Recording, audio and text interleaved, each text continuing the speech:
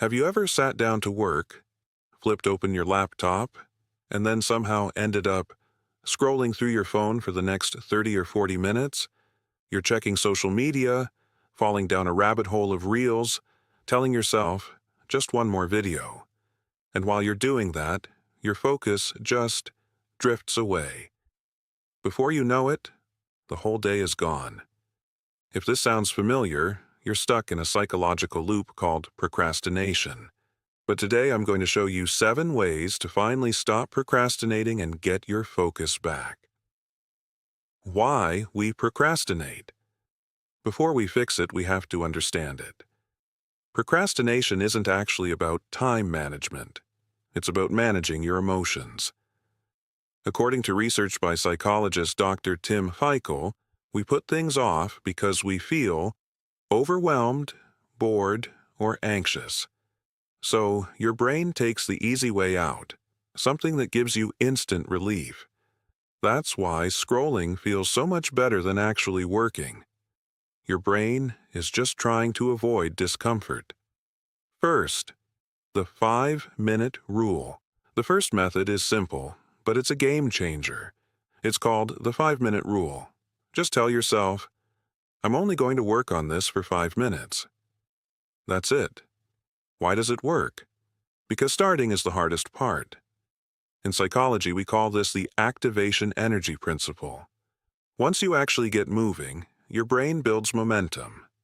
And honestly, most of the time you'll end up going way past those 5 minutes. Second, chunk it down. Big tasks are intimidating, and when something feels too big, we tend to avoid it. So instead of saying, I need to finish this entire project, break it into micro steps. This is a concept called chunking.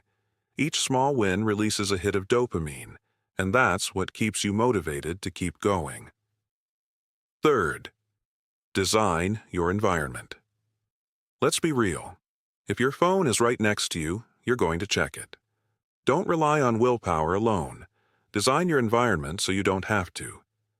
Try this. Leave your phone in another room. Use a website blocker. Clear the clutter off your desk. This is based on behavioral design theory. If you make the distraction harder to reach, you're less likely to do it. Fourth, use the Pomodoro Technique. Work for 25 minutes. Take a 5-minute break. Repeat. This is the Pomodoro Technique. It works because your brain loves structure. You aren't committing to hours of work, just 25 minutes. Plus, those short breaks keep you from burning out. Fifth, Parkinson's law. Tasks without deadlines. They almost never get done. There's something called Parkinson's law, which says, work expands to fill the time available for its completion. So instead of saying, I'll get to this later, give yourself a hard deadline. Say, I'm finishing this by 3 p.m. Strict, short deadlines actually help you focus. Sixth, shift your identity. Instead of saying, I need to stop procrastinating, try saying, I'm the kind of person who takes action. This is identity-based behavior, an idea popularized by James Clear. When you change how you see yourself, your actions start to follow. Ask yourself, what would a productive person do right now? Then, just go do that. Seventh, the reward system. Your brain is wired for rewards, so once you finish a task, give yourself a win.